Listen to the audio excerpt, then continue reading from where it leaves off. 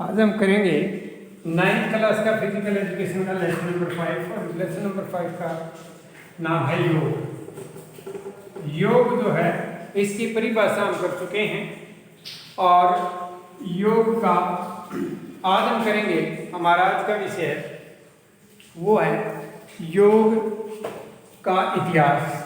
योग का इतिहास। हमारे प्राचीन धार्मिक ग्रंथों में योग का जो है बहुत ज़्यादा वर्णन जो है वो मिलता है और सबसे अधिक महत्वपूर्ण जो माना गया है भगवत गीता में कहा गया है। भगवत गीता में श्री कृष्ण ने कहा है, श्री कृष्ण ने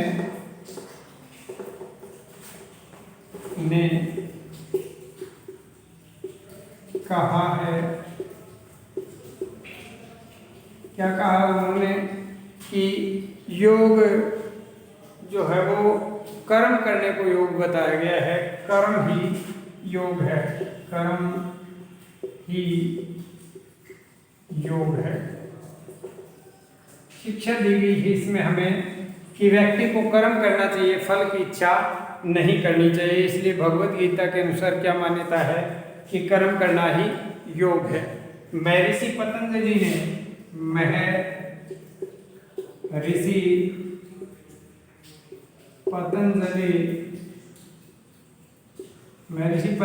ने क्या किया, योग के 195 सूत्र लिखे हैं, 195 सूत्र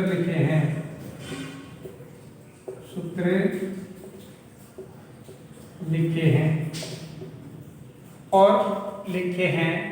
इन सूत्रों में योग के बारे में समझाया गया है कि योग किस किस प्रकार से योग किया जा सकता है। तो योग जो है वो काफ़ी पुराने समय से ही हमारे देश में योग की शुरुआत मानी गई है और योग जो है वो सब सही मायने में अगर देखा जाए तो भारत ने योग की शुरुआत की थी और महर्षि पतंजलि जो है योग के संस्थापक माने जाते हैं। तो ये योग के बारे में थोड़ी जानकारियाँ थी किस प्रकार से।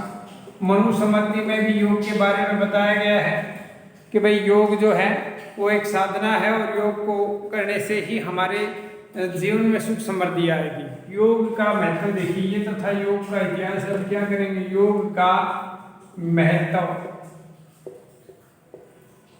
योग का हमारे जीवन में क्या महत्व है। योग हमारे जीवन में बहुत अधिक महत्वपूर्ण है क्योंकि आधुनिक समय में योगिक क्रियाओं के द्वारा ही हम अपने जीवन को सफल बना सकते हैं।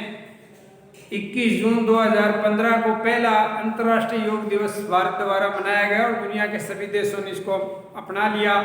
अमेरिका, फ्रांस, जापान, जर्मनी जैसे जो भी देश विकसित देश हैं उन सभी देशों ने, यूरोपियन देशों ने, अमेरिकी देशों ने इसको अपना लिया। कारण था उसका, उन्होंने इसके महत्व को समझा। उनको पता चला कि योग एक ऐसी कला है और एक ऐसी तकनीकी विज्ञान है जिसके द्वारा रोगों पर विजय पाई जा सकती है या रोगों को हराया जा सकता है। तो इस बात को ध्यान में रखते हुए 21 जून 2015 से पहला योग दिवस मनाते हैं। हमारे यहाँ हर साल 21 जून को योग दिवस के रूप में मनाया जाता है। योग हमारे शरीर में लचक है, इसके अलावा शक्ति है,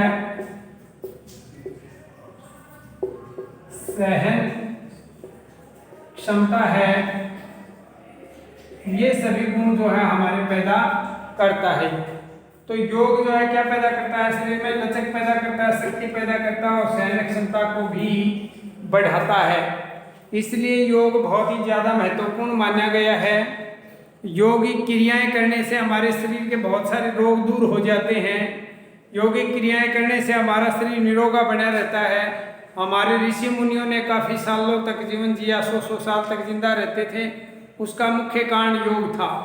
योग ही वह साधना है जिसके द्वारा व्यक्ति जो है अपने जीवन को मोक्ष की तरफ ले जाता है। योग के द्वारा व्यक्ति जो है इस संसार की सारी जो गतिविधियां हैं उनको सुचारू रूप से पूर्ण करते हुए आखिरकार आत्मा को किससे साथ मिला देता है? परमात्मा के साथ मिला देता है। योगी व्यक्ति को किसी प्रकार का रोग, दोष, सांसारिक मोह, माया ये नहीं घेर सकती और वो अपने कार्य के प्रति पूर्ण संलग्न रहते हुए अपने जीवन को सफल बनाता है। आत्मा जो है वो परमात्मा का अंश है, इसलिए योग के महत्व में ये भी बताया गया है कि हमें हर जीव से, हर प्राणी से प्रेम करना चाहिए, क्योंकि वही परमात्मा का अंश उसमें है और वही परमात्मा का अंश हमारे अंदर है। हमारा शरीर नश्वर है, ये शरीर जो है वो आत्मा इस शरीर को धारण किए हुए है और जब ये शरीर पुराना हो जाएगा, हम बूढ़े हो जाएंगे, तो हमारी आत्मा इस पुराने वस्त्र को जैसे हम त्याग करके नए वस्त्र धारण कर लेते हैं, ठीक उसी प्रकार से हमारा शरीर भी हमारी आत्मा भी इस पुराने शरीर को त्याग देगी और नया शरीर धारण कर लेगी। तो इस जन्म और मरण का जो चक्कर है, इससे मुक्ति पाने का साधन भी क्या है? योग को ही बताया गया है। इसलिए योग काफी महत्वपूर्ण माना गया है, योगिक क्रियाओं को काफी महत्वपूर्ण माना गया है। इस संसार में रहते हुए भी हम योग करके सुखी रह सकते हैं और परमात्मा से मिलने का साधन भी योग माना गया हो। और महर्षि पतंजलि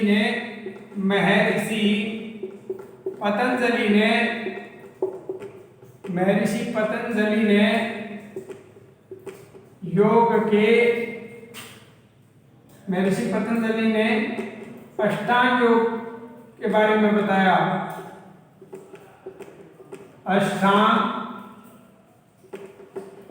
अष्टांग योग के बारे में बताया। अष्टांग योग में क्या था? यम, नियम, आसन, प्राणायाम,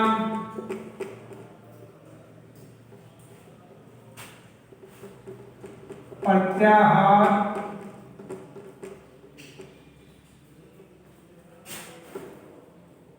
धारणा,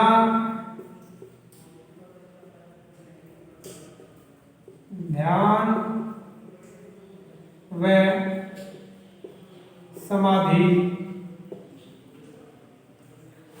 ये 1, 2, 3, 4, 5, 6, 7 और 8 ये 8 भाग बताए हैं योग के महर्षि पतंजलि ने।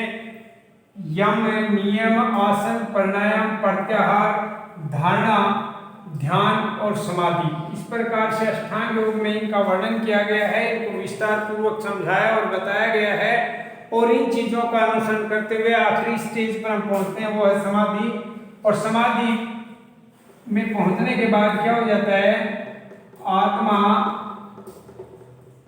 का परमात्मा से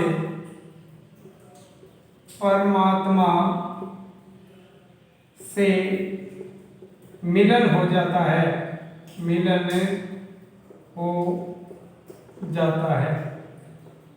तो यही बताया गया है अष्टांग योग में। और योग का यही महत्व है कि हम जिंदे जी स्वस्थ रहते हैं और जीवन के आखिरी पड़ाव में जब समाधि धारण कर लेते हैं तो आत्मा किसके साथ मिल जाती है? परमात्मा के साथ मिल जाती है। तो इस लोक में सुखी रहने के लिए और परलोक में भी अच्छी जगह को प्राप्त करने के लिए या मोक्ष को प्राप्त करने के लिए योग बहुत ही ज़्यादा जरूरी है। तो ये था योग का महत्व। आज के लिए इतना, बाकी आपकी क्लास कल जारी रहेगी।